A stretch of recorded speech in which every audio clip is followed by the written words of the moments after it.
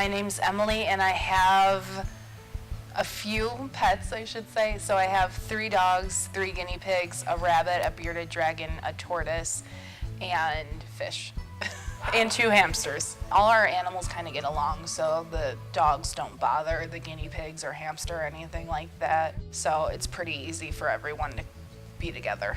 A majority of our pets were adopted. We recently adopted Cooper about a year ago.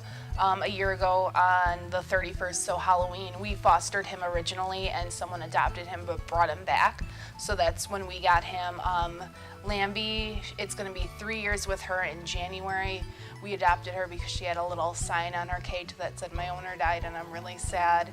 So we brought her, and then our tortoise, I guess you could say we kind of adopted. He was a runaway, and the guy at the pet store knew that we just lost our other tortoise, so we got him. We adopted my hamster Toby, and then that would be it for the animals we adopted then. I am Sarah Gettinger. I have 1 rescue dog. His name is Costello. He was rescued from ARF about 3.5 years ago. It's an animal rescue foundation. They work with PetSmart. The only kind of history they could give us on him was that he came from Minnesota and he was used for breeding. He was with a foster home for about a month before they were willing to adopt him out, and they had potty trained him in that time and got him all his shots. He was still kind of covered in dirt when we rescued him, so we had to give him a few more baths, which he hates water, it turns out. But that was really it. There's so many rescue dogs out there that need us that get either given up because their owners can't take care of them or because of their behaviors or any sort of reasons. You're giving them a second chance. Rescues often give services and sometimes lifelong, and we have a behavior specialist on staff that is always willing to work with adopters who bring an animal into their home. He said many times that our relationship with these adopters don't stop when they adopt and go home with the animal.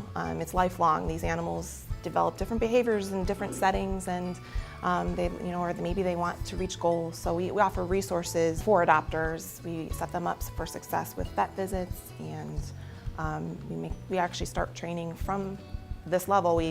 All staff is trained to work with the animals and get them at a good place for adopters. So you do get a lot as far as services go. We have dog trainers that will come in and they train the staff. They work with the animals, the dogs and the cats. When you adopt with us, you get more than just the animal. You're getting their microchip, they're fixed. We give complimentary pet insurance. There's a lot included. There's a lot of resources for people that adopt.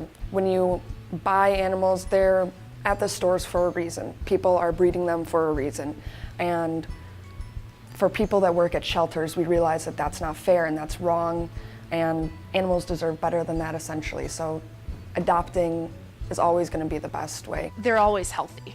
And then you're able to, there's always a vet on site, on location at the shelter, and you know what you're getting into when you adopt a pet. Because from a pet store, you don't know what they have, you don't know any background on it, you just know they probably came from a puppy mill. I mean, you hear of just, horrible stories from like puppy mills and all that. So if you have the opportunity to go and rescue one, I definitely encourage that. Yeah, I would definitely 100% encourage people to adopt, because there are animals that are here for short amounts of time and they get adopted, and then there are animals here that have been here for a longer amount of time. And as you work on and you see the days go on and you see the animals, they do start to change a little bit. And it's sad sometimes, but at the end of the day, like, they'll be adopted. And it's a gratifying feeling for the animals and for the people that rescue them.